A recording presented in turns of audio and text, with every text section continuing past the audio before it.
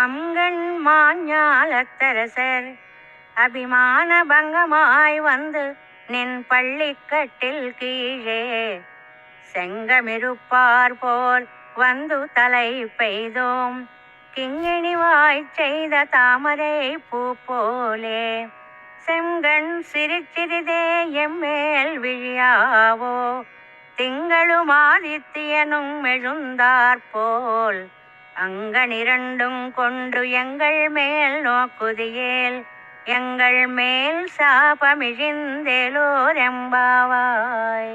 ఈ సుందర సువిశాలమైన భూమిని ఏకఛత్రాధిపత్యము నేలిన రాజులందరూ తమకెదురెవ్వరూ లేరని అహంకారమును వీడి అభిమానులై నీ శరణుజొచ్చిరి.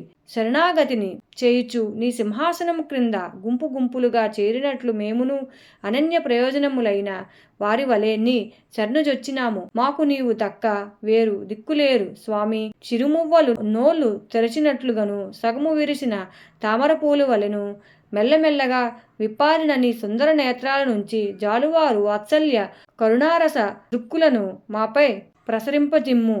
సూర్యచంద్రులు దయించేనట్లు కనిపించు నీ కన్నుదోయి నుంచి జాలువారే కరుణావాత్సల్యము రసదృక్కులు మాపై ప్రసరించినచో మా కర్మ బంధములన్నీ తొలగిపోవును కనుక మా కర్మబంధములు తొలగగానే మేము నిన్ను చేరుకొందెము గదా.